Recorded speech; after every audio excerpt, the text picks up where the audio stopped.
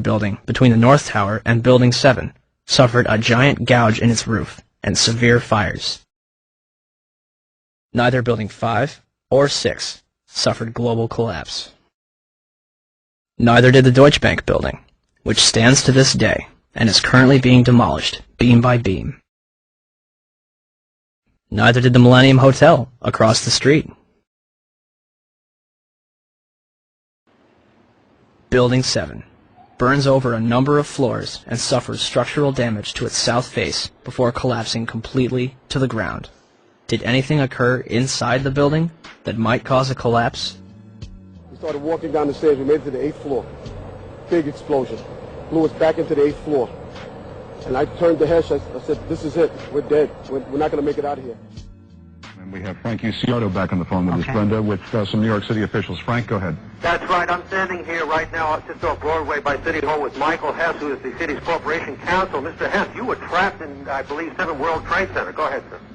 Yes, I was. I was up in the Emergency Management Center on the 23rd floor, and when all the power went out in the building, another gentleman and I walked down to the 8th floor where there was an explosion, and we've been trapped on the 8th floor with smoke, thick smoke all around us for about an hour and a half. But the New York Fire Department, as terrific as they are, just came and got us out. Their experience is mentioned by NIST's interim report on Building 7. However, the authors claim it is the collapse of the North Tower. The glass on the ground floor was not even blown out. Would debris and smoke rushing up the stairway be described as an explosion? So, we have a 47-story steel-framed skyscraper, which housed various government agencies and numerous important documents, damaged less than the other World Trade Center buildings. At 5:20 p.m., all structural elements inside Building 7 simultaneously fail, and it collapses symmetrically, imploding into a pile of rubble. This building had 81 columns, 24 core and 57 perimeter, running from the basement to the roof. For the building to have collapsed the way it did, all 81 of these columns had to collapse simultaneously. Could fires on a few floors have heated up all these columns to the breaking point at the same time? Let's ask the 9/11 Commission. Governor King, may I ask another question, please? At 5:20 p.m. on September 11th, World Trade Center building number 7, 47-story modern frame steel skyscraper that no plane hit, collapsed into a neat little pile onto itself and exhibiting all the characteristics of controlled demolition. FEMA, in their investigation, didn't say that. They said that fire must have knocked it down, but they couldn't figure out how. Video evidence shows what appears to be explosive squids going up the side of the building from south to north or from bottom to top as the building collapsed. There was molten metal found in the basement of that building at temperatures that exceeded anything normal fire could cause. There's all a confusion about what happened to Building 7.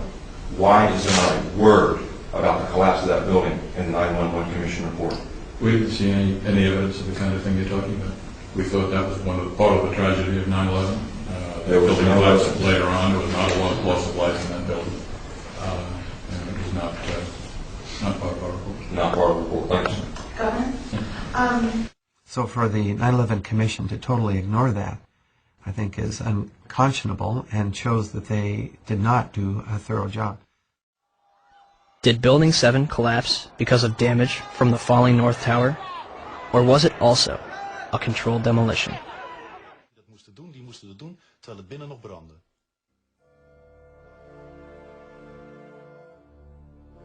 Ja, dat is vreemd. De reactie op de beelden die we laten zien is onbevangen.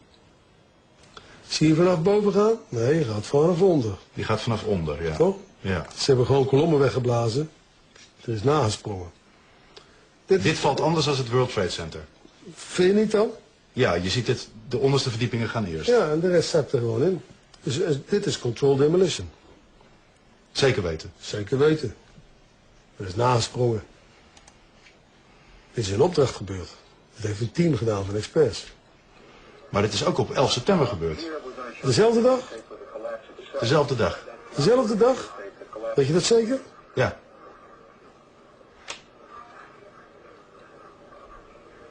Was het zeker weten de 11e?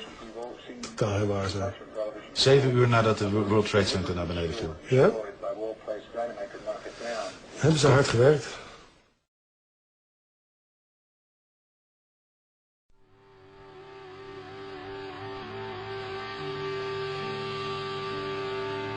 In the aftermath of 9/11, citizens and politicians alike would demand that steps be taken to ensure such attacks never happen again.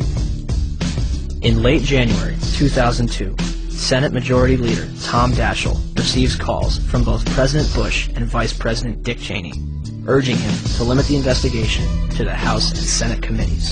The administration would continue to oppose the investigation until November 2002, when Congress creates the National Commission on Terrorist Attacks upon the United States to make a full and complete accounting of the circumstances surrounding the attacks.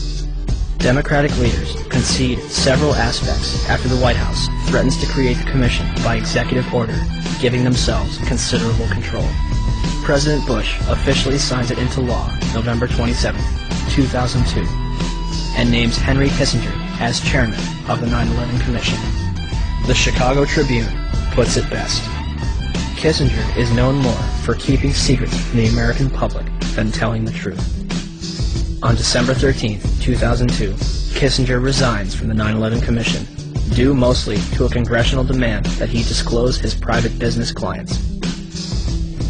It would later be revealed that Kissinger was the chief advisor to the Bush administration regarding the Iraq War, a lie which has now cost more American lives than 9/11 itself.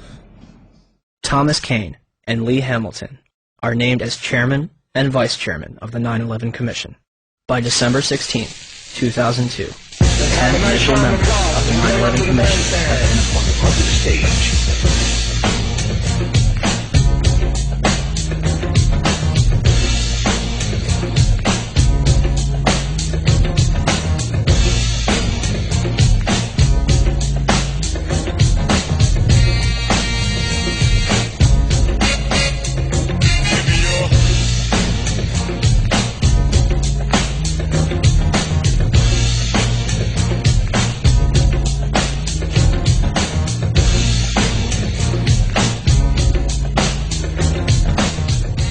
And the man missing from this picture? Philip Zelikow, Executive Director. He would shape both the commission and its final report.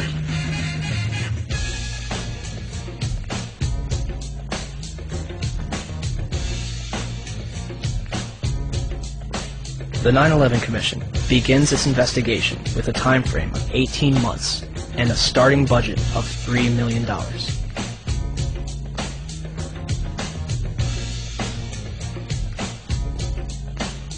January 27, 2003.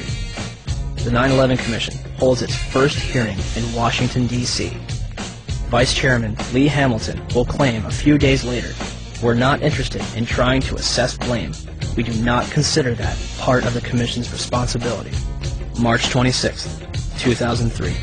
The Bush administration denies the Commission's request for an additional $11 million in funding. 3 days later, the Commission is offered $9 million, and they accept. In April 2004, President Bush agrees to testify before the 9/11 Commission, but only if Vice President Dick Cheney joins in. Why did they insist on appearing together? The 9/11 Commission wants to ask us questions. That's why we're meeting, and I look forward to meeting with them and answering their questions. Why you're appearing together rather than separately, which was their request? Because it's a good chance for both of us to answer questions that the 9/11 Commission is looking forward to asking us, and I'm looking forward to answering them. On April 29, 2004, behind closed doors, President Bush and Vice President Dick Cheney appear together before the 9/11 Commission for approximately 3 hours. They are not placed under oath. Their testimony is not recorded